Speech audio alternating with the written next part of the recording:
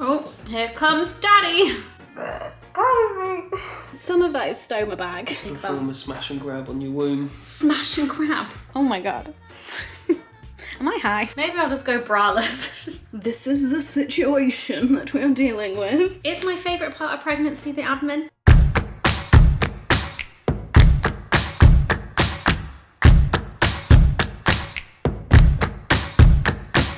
Hey everybody, welcome back to another episode of the Hormone Diaries. This is going to be my trimester 2 vlog update video. I've been filming updates this entire time. It's been a ride. So for me, I'm not entirely sure where my first trimester ended and my second trimester began. Like, around 12-13 weeks is apparently like when that happens, but I was not feeling good. I was waiting to feel better to be like, aha, now trimester 2. But when I was 15 weeks pregnant, I went to Portugal with my parents, and this was my first holiday in like 2 years, and oh boy, was it needed. I was still very much feeling rough during this trip, very tired, still quite nauseous, but not throwing up anymore. And mentally, in my head, I had categorized this holiday as like my transition from first trimester hell to second trimester bliss. In reality, it obviously didn't work out quite that way. I think I only started to feel better around week 17, but that for me still feels like sort of a transition from first to second. I started to feel a little bit better every week, and also I started showing in my belly a lot more. So in this trimester 2 vlog, there's going to be a lot of bump updates. There's obviously the 20-week scan, and there's this whole saga with many blood tests for you to enjoy. Also, I've started to feel the baby's movements and kicking and all of that, so that happens in this video, and it's generally a lot more cheery than the first trimester video. So without further ado, I'll just let past Hannah, week 16 Hannah, take it away. Hello, welcome to trimester 2. I am currently 16 weeks pregnant. I'm feeling much better than I was, but still not normal yet. I did some filming this morning and now I'm tired from that, so I'm lying down. But I do have more work to do this afternoon and I feel confident that I can get it done. Also, actually, today is the day that the Hormone Diaries episode goes live of like first trimester. So that was a complete accident that I picked up the camera today. So, where did we leave off? Before I went on holiday, we had the appointment with the consultant that was the maternal medicine consultant. So I was getting confused about surgical or medical doctors. I still don't really know. But this was the maternal medicine person. Not entirely sure what that means, but that's the specialty. So we didn't get to speak with the consultant. We spoke with one of the registrars who got a bit confused because she was like, this is the diabetes clinic. Do you have diabetes? I was like, no. But we got there in the end because the consultant was there. And she like went and spoke with him and confirmed all of the stuff. So I am going to need blood thinning injections from week 28. I think that is happening. They said they're going to write a letter to my gastro team so that they can kind of like be in communication or something. I actually have an appointment with my gastro consultant in December, so I'll talk to them about pregnancy and birth and stuff as well. But the main thing that actually came out of that conversation was because I finally got my blood type result and I'm A negative. And apparently, this is a whole other thing. If you are pregnant and you have a negative blood type, so it's like rhesus negative is what it's called, then they have to do some more checks and things. So this is my botched understanding. Do not take this as medical advice. You know, talk to your doctors and stuff. But I read a whole leaflet about it. So with this being my first pregnancy, it doesn't have any implications to this baby. However, if this baby's blood type is rhesus positive, then what that potentially means is that if mine and baby's blood gets mixed up ever, oh my god, okay. So a positive blood type means that there is the presence of this thing. Negative blood type, what I have, means that there is an absence of this thing. So if baby's blood type is a positive one and our blood gets mixed up, then my body would start producing antigens to that thing, which is fine for current baby. But then if I got pregnant again and the subsequent, oh my god, am I high? But if I got pregnant again and that baby had a positive blood type, then my body would be like, oh, it's here, right, antigens kick into gear, and would attack the fetus, potentially damaging or killing it. Don't want that. No, no, no. So I had another blood test. I don't have the results of that yet, but maybe soon, maybe we'll find out at a next appointment. And this blood test is apparently they can find some of the baby's DNA in your blood so they can detect the baby's blood type through my blood. So if baby's blood type is negative, we don't need to do anything. That's not an issue. If baby's blood type is positive, then around 28 weeks, I need to have this injection, which basically stops my body from producing those antigens. Is antigens the right word? You know what I mean? So that's that. But yeah, that's where we're at. The pregnancy is public knowledge now, kind of makes it feel more real. I'm starting to get more of a bump, but it still doesn't quite look like a pregnancy bump, I don't think. I mean, some of that is stoma bag. Can you... Oh, that looks like a bump, doesn't it? But I don't know how much of that is stoma bag. Stoma bag's on this side. This side is non-stoma bag side. Oh, that actually does look a bit more like a bump than I thought it was going to. This week, I have my whooping cough jab, and on Saturday, we have our 16-week booking appointment thingy with the midwife. So one thing that I thought you would find funny, so you know that I'm A negative, and so it's called rhesus negative or rhesus D negative, or sometimes just D. So like you're D positive, I'm D negative. So you're Right. allergic to D. But yeah, basically. But then they call the injection. So if baby is D positive, then I have an anti-D injection. Oh no. Oh no. I thought you might like that. We just got back from our 16-week follow-up appointment with the midwife, and we came home with so much stuff. I finally got a plastic wallet to put my big paper binder in, which is very exciting. We got a leaflet about baby movement. Apparently that should start anywhere between 16 and 24 weeks. Any day now. In the next 2 months. Who's that? Family are here. We'll explain everything later. We've got a lot of things though. We've got something to do with nappies, something to do with labour and birth, a guide on feeding and caring for your baby, and we've got more appointments. So that mysterious February appointment that I wasn't sure what it was, that is for the anti-D injection if I need it, but we don't have the results yet, so we don't know what baby's blood type is yet. So if baby is D positive, then we need to keep that appointment so I get my anti-D injection. But if not, then we can cancel that appointment. And we just got one more appointment today, which is the next follow-up with the midwife, which is around 24 weeks. And actually that's not at the hospital, that's at a local clinic. Local clinic that is walkable from our house. Love that. So I think that's actually with a different midwife, but we'll see. But it'll be like a local person at the local clinic, which is exciting. It was a very quick appointment. The midwife put the little sound thing on my belly, so we got to hear baby's heartbeat, which was all good. Urine sample was told off for not drinking enough water.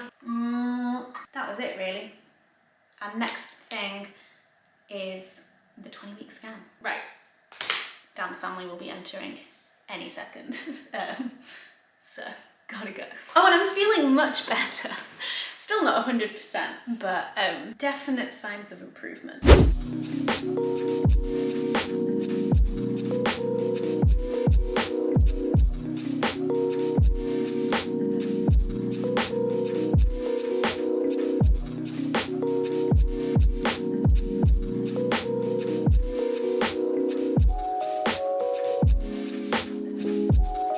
It is a beautiful autumn-winter day in London, and it's been a while since I've done any Hormone Diaries updates because, well, things have been going good. Like, I feel so much better is the main update. I'm definitely still not like 100%, but I just feel more myself. I have more energy. I'm playing tennis again. I'm still a bit weird in the evenings with like a little bit of nausea and like my eating routine. But that's manageable. We work around it. Just means that I kind of have to like snack at 4, maybe eat dinner at 5. But if that's not possible, like snack again at 5 and then have dinner later. I'm officially a pregnant Londoner. Got my baby on board badge. I actually have 2 because it took so long for the first one to arrive that I ordered another one and now I have 2. So my next friend to get pregnant in London, I have a badge for you. Hello, hello. Today I am 19 weeks and 1 day pregnant, and I thought I'd just give a little medical update because stuff has happened that I think I've just keep on forgetting to get the camera out and mention. But I did have my whooping cough jab when I was 16 weeks. That was all fine. But the main thing is all of these blood tests. So, you know, I was talking about being A negative, my blood type, and then them needing to find out what baby's blood type is, because if baby is a positive type, then it means I need this anti-D injection. Well, I've now had that blood test done 3 times, and I still don't know what baby's blood type is. Maybe we'll find out next week when we see the doctor. But basically, the first time I had that blood test done, the bottle was labelled wrong, so the lab wouldn't accept it. And then the next like bloods nurse that I had, when I went in and I was like, oh, I'm just here for the repeat because apparently it was labelled wrong, she was like, oh, I heard about that. As if it's like hospital office gossip. Anyway, she seemed very confident in what she was doing and labelled everything correctly, was very lovely. And she was just like, if anything goes wrong, like, you can blame me, I will call you directly. Guess what? Got a call from her. Apparently, the lab wouldn't accept it this time because it wasn't quite filled up right to the line. So I had to go in again and she did my bloods again because it's just easier when you go in and the person there like knows the situation. So we tried to fill the vial up, but she said that she did some tests and you actually like can't. I think because it's a suction thing, and then at some point the suction is just like, and we're done. I don't know. Maybe medical professionals who watch this can let me know how those blood tests work. But we filled it up, but we'll see.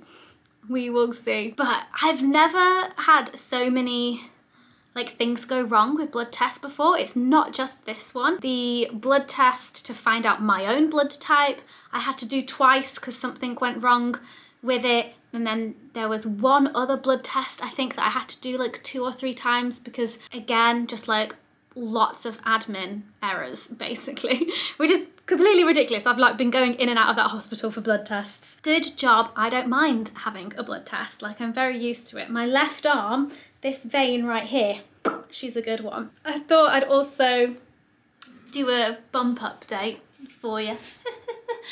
I'm also obviously feeling a bit better because I'm back at the office, but these are my maternity jeans. Look at that. That's my bump. Those are my boobs. I have just had lunch as well. It's very cold, so for the most part I'm like wearing big jumpers and you definitely can't really tell most of the time, but there's definitely something there. But yeah, we've got 20-week scan next week. This is the anomaly scan, the anatomy scan. So they check to make sure that baby's limbs, organs, like everything is okay. And if I was a low risk, normal pregnancy, then this would actually be the last scan that I would have before baby is born, which is wild that you only get 2.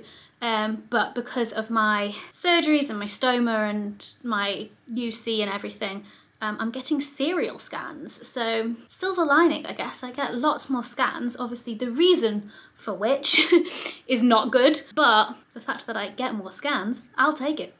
So we just got back from the hospital. I'm very hungry. So I'm gonna eat these M&Ms whilst I update you on all of the appointments and scans. I have my book, my maternity book, with all of my forms. Is my favourite part of pregnancy the admin? No, that would be far too unsentimental of me to admit. But I do love the admin. We got the blood test results back. Baby is rhesus negative, which means I do have to have my anti-D injection. Early Feb, around 28 weeks. Okay, had the scan, had my 20-week scan, and that was all fine. That all went well. So the 20-week scan is like the anomaly or anatomy scan, it's called, and they're checking like everything is okay with the baby and its development and growth and everything. So this is wild to me. These are all of the things that they can take a look at through an ultrasound. And apparently all of these were visualized and appear normal. Head, brain, face, spine, neck and skin. They can see its skin. Chest, I don't know what number I'm on now. Chest, abdominal wall, gastrointestinal tract, kidneys and bladder, extremities and skeleton. That is wild. The person doing the scan did have a bit of an issue getting some good views of the heart area, I think it was, because of my stoma. My stoma was in the way. Rude. And also we struggled getting a cute photo because it turns out baby is really camera shy and was in a very awkward position for getting a good picture. So we just basically got a picture of baby face planting, and she turned the photo upside down so we could see baby from like the way up that you would assume you would normally see like scan photos. It's weird to think that the 12-week scan photos like look more like a baby than what we were seeing on the screen for the 20-week one, because it was just like a lot more close-up blobs, like those are the legs, there's the chest, there's the head, there's some arms. You could see the spine so clearly. It was wild. But you're seeing each of those things separately and not really getting like a zoomed out, here's the whole baby view. The other thing that made me laugh on the report, on the scan report that they write up, is it says, the fetus appears structurally normal and growing at a normal rate. Although no structural abnormality has been seen, this does not give 100% guarantee of a normal baby. And I get that they mean like structurally a normal baby, but when I hear that, I'm just like, we can't guarantee that your baby is not gonna be a weirdo, which makes me laugh. My next scan is 28 weeks. That'll be the start of trimester 3, I believe. Then today, we actually had an appointment with the consultant. So our previous medical appointments, we mostly spoke to registrars, and then today we got to speak to the main person. The person where you get so high up in medicine that you no longer are a doctor and you become a Mr. or a Miss or a Ms. or a Mrs. again. Oh, here comes Daddy! Here's the situation at the moment. Kind of reiterated what we already knew, which is that a C-section is more risky for me than a vaginal birth, but only if the vaginal birth goes well. So he was basically saying it's then higher risk for me if I have to have an emergency C-section. Because ideally, if I were to need a C-section, which is what the first doctor said to us, who we saw, if I'm to need a C-section, they would want the most senior person there. You cannot plan that unless you have an elective C-section. So that is now an option. that is now something that is on the cards. And yeah, I'm seriously considering it, especially because of the higher risk of like if I were to need an emergency C-section after trying a vaginal delivery and it being in the middle of the night and then not being a senior enough surgeon on call. And that he was like, if it's an emergency C-section, you want that baby out in 30 minutes. I was like, cool. Something new to think about. Perform a smash and grab on your womb. Smash and grab. But yeah, and the other things he was saying with like ulcerative colitis, maybe more Crohn's, but like if there is active inflammation in your like rectal area, which I kind of do have, but we'll get like a better sense of how serious that is with my UC gastro appointment next week. That can also cause issues and increase risk when it comes to a vaginal birth because of the vagina and your bumhole being so close together, and the wall being thin, and like, well, I don't know, fistulas, and what else did he say? Just like the infection and inflammation and lots of words. There's just like a lot of things. Obviously, if you get like a smooth vaginal birth, that is like, that's like the safest thing for anybody,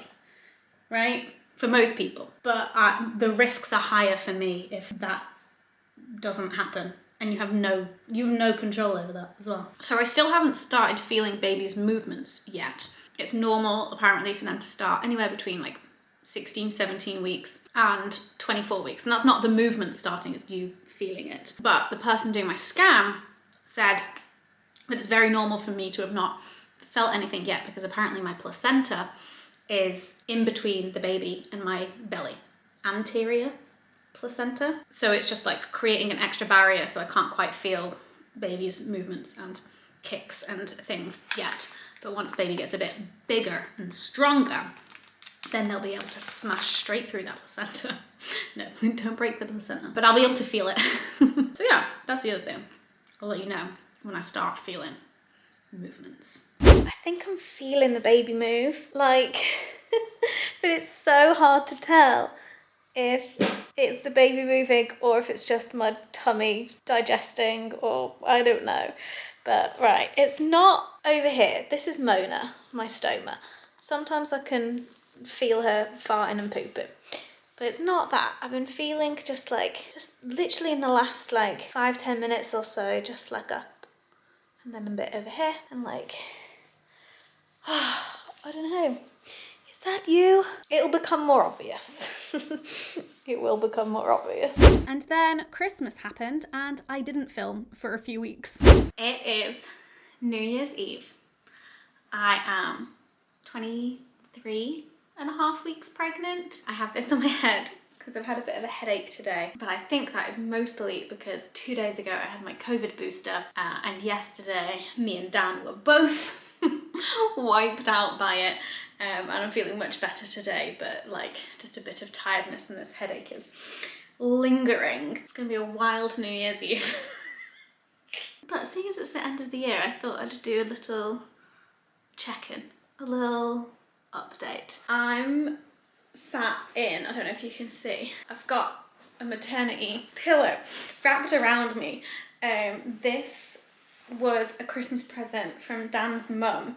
I'd already bought myself one that I've been using at night to sleep in, but this is great because this is very different to the one that I have. Like the one that I have is like a bit flimsier and smaller, and that's great for the bed because it means it doesn't take up a lot of space, whereas this one is chunky and like firm and has just been great on the sofa, just for like, just like having right in my back, because like lower back pain seems to be my thing at the moment.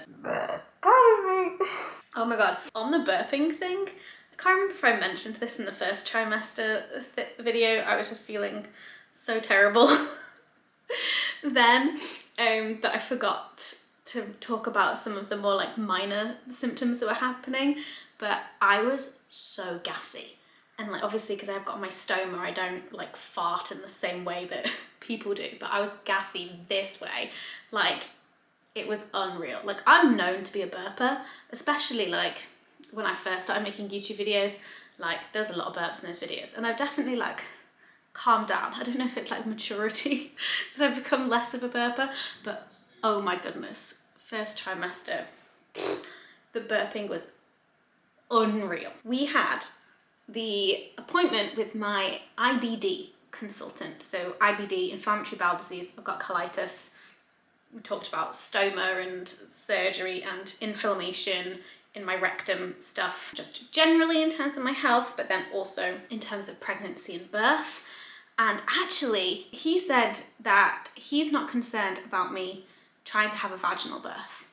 So that's interesting. So he's written that letter back to the obstetrician, and I think the next conversation that we'll have with any of the doctors about like C-section or try vaginal birth first, la la la, what are the risks with like either one, or do we do elective C-section, will be at my 28-week appointment, which is in just over a month. I have no strong emotional feelings either way about vaginal birth or C-section.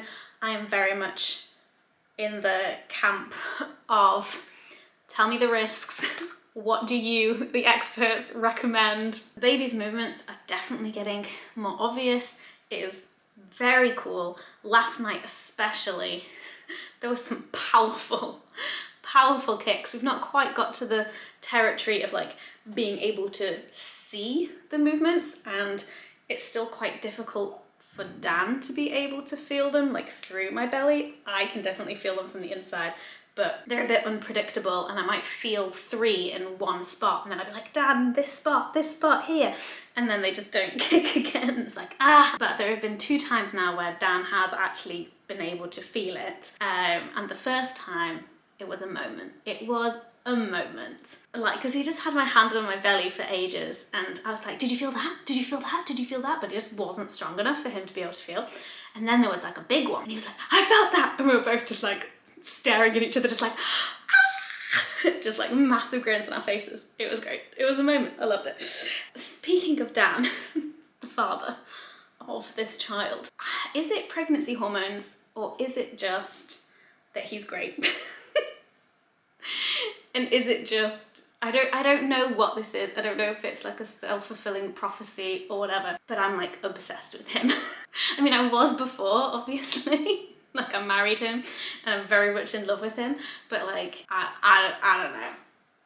It's like next level. I honestly couldn't say if it's all in my head or if it's like an actual biological thing that pregnancy hormones are making me like more attached to him, or if it's like more of a psychological thing that's making me feel more attached to him. No idea.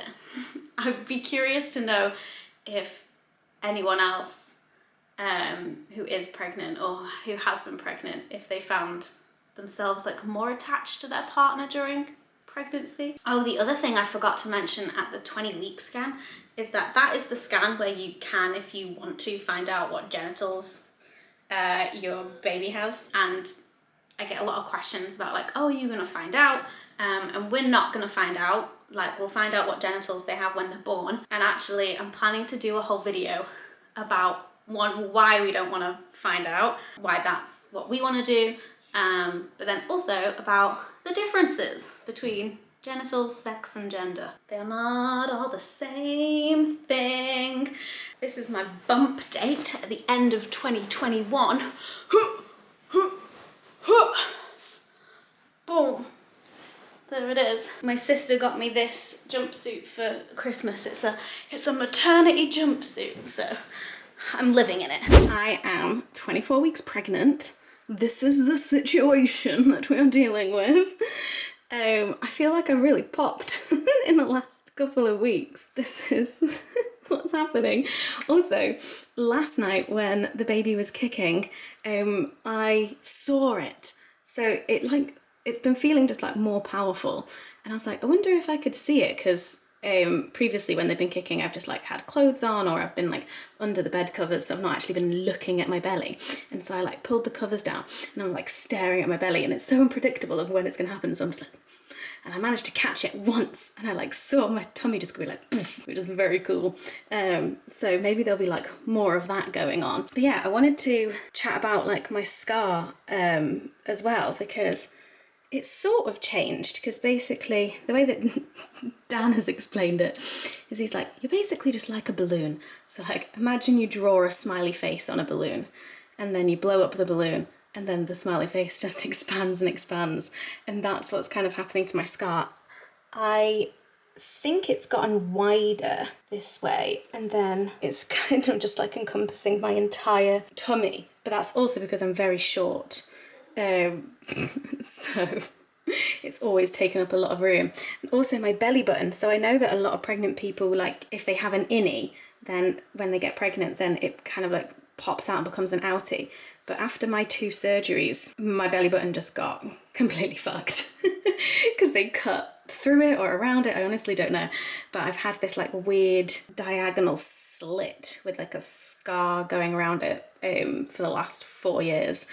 4 years? Yeah, 4 years. And now it's kind of flattened. So it's not become an outie. It's just, it still feels like it's definitely raised, because now it's like more flat. I don't know. It's weird. But yeah, this is wild. Like, I'm definitely pregnant. Also, 24 weeks feels like a bit of a milestone, because it's kind of like when they say that apparently the baby is viable if it were to be born like now prematurely. It has a chance, I'm not sure how big that chance is, but it has a chance of survival thanks to modern medicine. But yeah, that's like a weird milestone to kind of like cross over of like, oh, there's a chance you could survive in the outside world if you were born prematurely. Boom! Oh God, that hurt. Don't do that, Hannah. My abs have gone to shit. I'm just getting ready to do some filming, but I'd thought I'd do a little update because we just had a midwife appointment this morning. It wasn't at the hospital, it was the local one, which was very cool because we didn't have to go all the way to the hospital, which was great. So we met like our local community midwife and did a urine test, that was all fine, blood pressure fine, and she had a feel of my belly and we heard the baby's heartbeat again.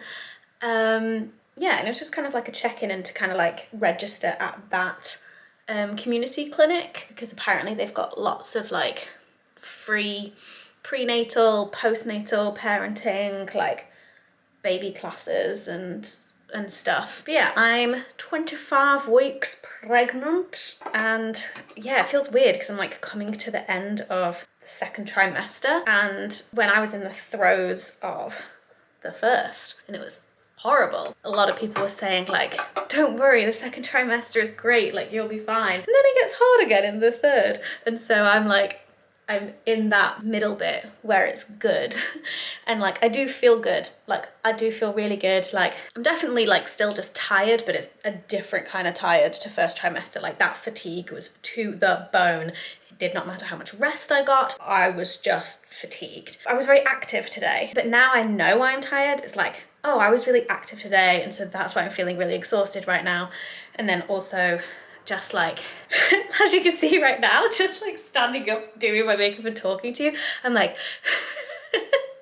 out of breath. Yeah, there's a lot of just like, whew, just like having to chill out, because I can feel like my body just like physically working harder, just in terms of like the amount of energy it takes to do things. I don't really know if I have any other updates. I just wanted to kind of like document the fact that I'm feeling good right now. Like proof. I'm having a good time currently during pregnancy. I have a physical and an emotional update today. So the physical one is my hip. I know that like during pregnancy a lot of people get like different aches and pains, just like with carrying around the extra weight, and I don't know, just all sorts of other things happening to your body. For a while now, I have had like some pain in my lower back / hip on my right, and it mostly kind of like comes out when I've been moving. So if I've been exercising or like even just like walking, after a while it's like, oh, there goes my hip. And that's been happening for a while, but it's mostly been like fine, and then like I'll get home and stretch and rest it and it's all good. But today I actually had to like stop playing tennis early. So the sessions are an hour and I managed like 45 minutes, and I'm honestly so glad I stopped when I did, because I was just like, my hip is really playing up right now and it's really painful, and I don't know I can really move that well without it hurting more. And I'm very glad that I listened to my body, albeit maybe a bit too late, but I still stopped. I still was just like, nope, I've hit a limit. And I've basically just been like limping for the rest of the day, which has not been fun. And then also sleeping has not been so great recently, like sleeping on my side, and just like, even with a pregnancy pillow, just like the weight on both of my hips. I don't know. So today I'm really struggling with my hip. It's not good. And I'm like, is this the start?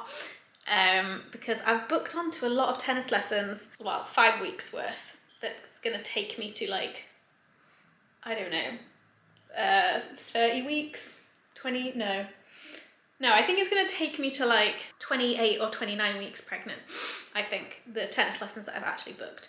So we'll see. I'm still gonna go, but take it easy, Hannah, and as soon as you start being in pain, just stop.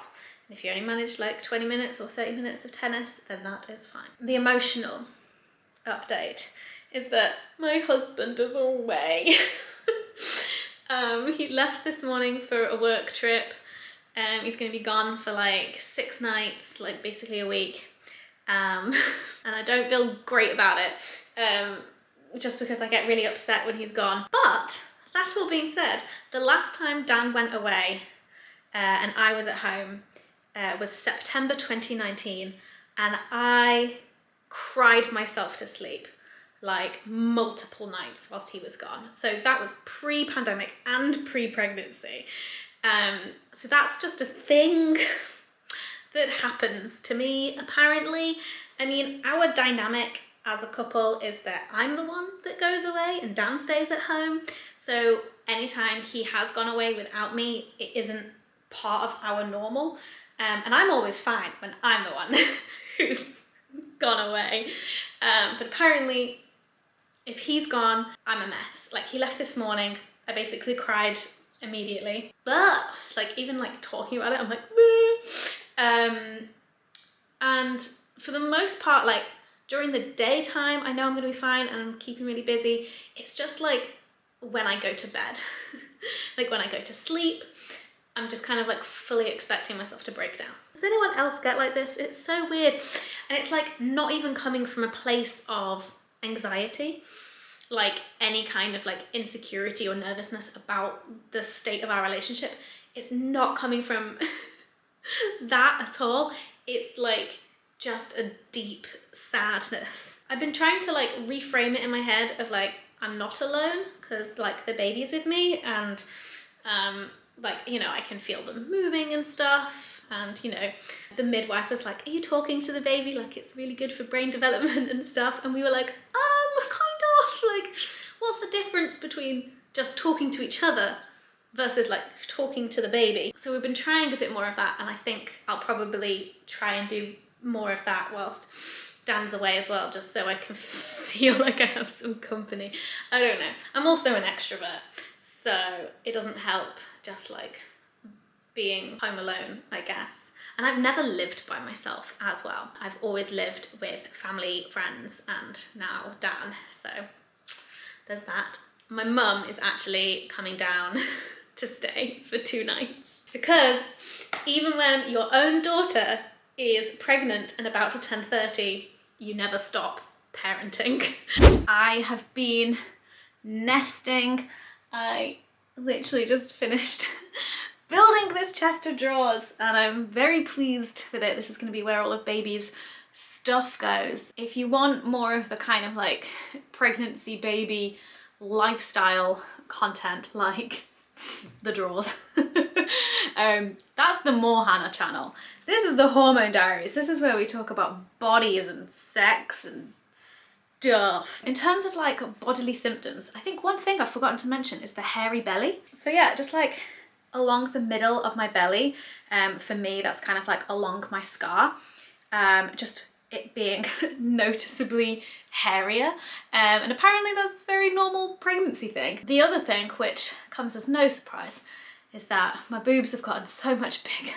I'm basically living in bralettes. I don't remember the last time I wore a wired bra, and that's partly pandemic and then also now pregnancy. Like, why would I go back to the wired bras? Also, my bralettes are much stretchier, and so as my boobs have been growing, they are more accommodating. However, I'm definitely bulging out of them, and I don't know how much longer this can last because how much bigger are my boobs gonna get? But I don't want to spend like 30 quid on a new bra and then postpartum, like if I'm breastfeeding and stuff, then my boobs just completely fluctuate in size again.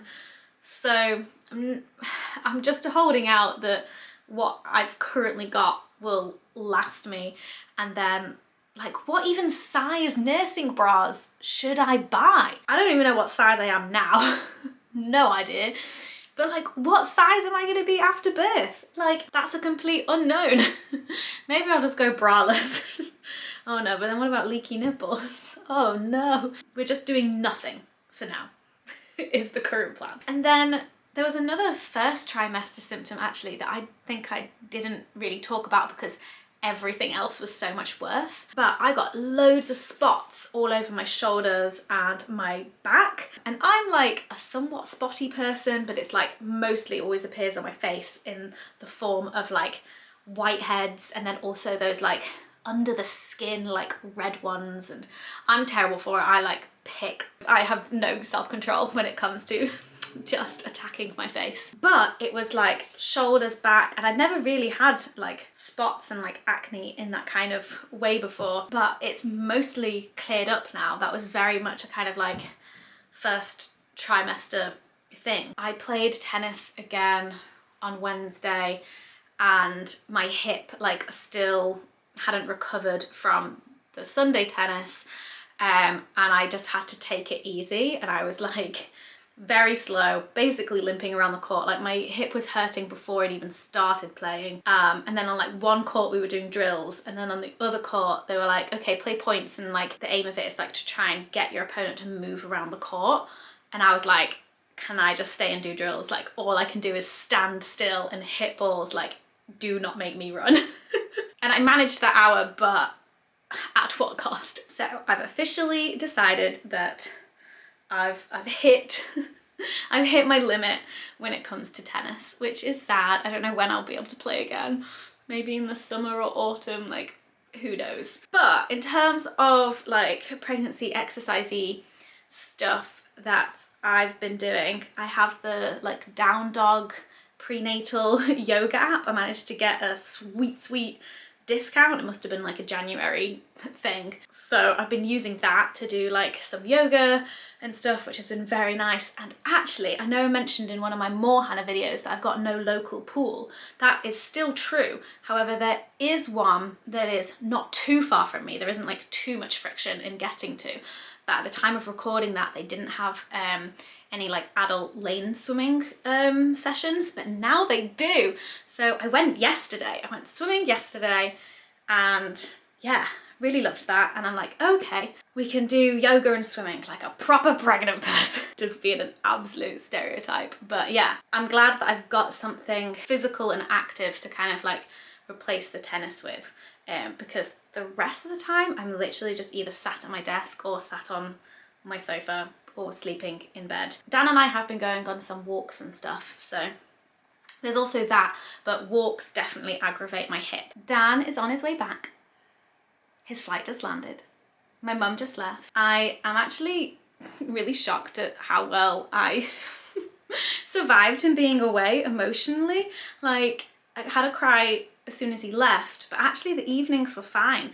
I kept myself really busy in the day, and then like I actually didn't do any of my regular panic sobbing, which I was surprised about, but I'm very excited for him to return in a couple of hours and see this fine work of mine. I have been having this week an absolute mare with my stoma, but I'm gonna save all of that information for like an entire pregnancy and stoma video. So bear with whilst we see if we can resolve the situation before I make a video about the situation. Oh, and of course another thing, I've been getting real good at doing my Kegel exercises, my pelvic floor exercises. I've gotten into a bit of a like routine with it where I will also do them whilst I'm brushing my teeth, because I already brush my teeth twice a day. So if I do my Kegels whilst I brush my teeth, then that's like 2 sets already. And then like if I manage to get another one in the middle of the day, great. Good morning. Good morning. It's the last week of second trimester. How's the second trimester been for you? Pretty chill. Better than the first? Better than the first, yeah. I got kicked a few times. That was fun. Do you mean by me or by the baby in the second trimester? You got kicked quite a lot last night. I did. A good kicking, which is nice. According to the clue app, baby is the size of a lettuce head today. But I don't have a lettuce head, but apparently a couple of weeks ago it said it was the size of a cabbage. But aren't they kind of like the same size, like a lettuce and a cabbage? This is a cabbage. Shall we see if...